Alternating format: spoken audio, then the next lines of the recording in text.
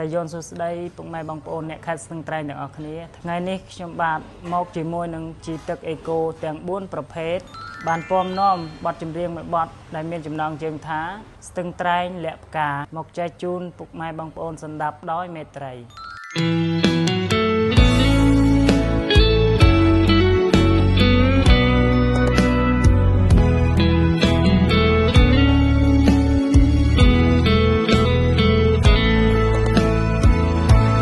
ស្ទឹងត្រែ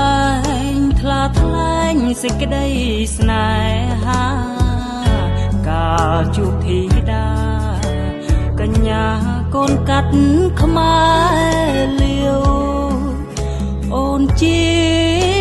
ទេសចរបងក៏ជាភ្ញៀវចង្កេះ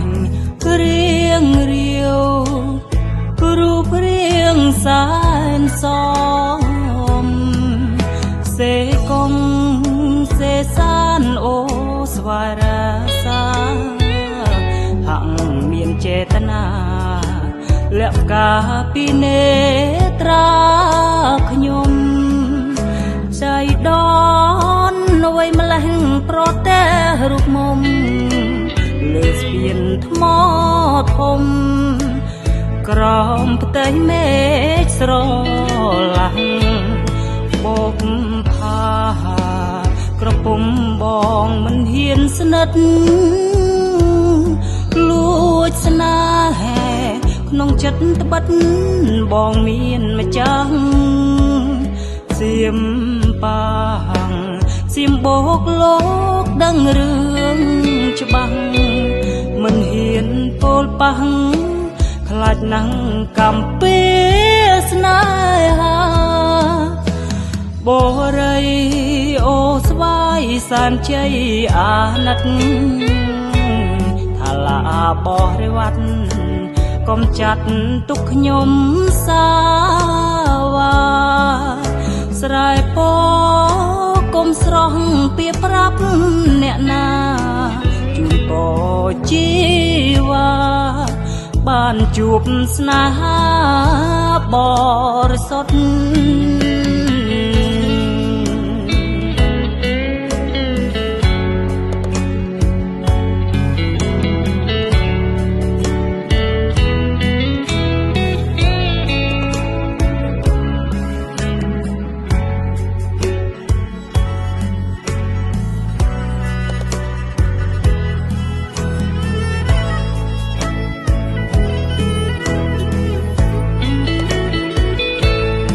បបផាក្រពុំបងមិនហ៊ានស្និទ្ធលួចស្នេហ៍ក្នុងចិត្តត្បិតបងមានម្ចាស់សៀមប៉ាមសៀមបោកលោកដឹងរឿងច្បាស់មិនហ៊ានពោលប៉ះ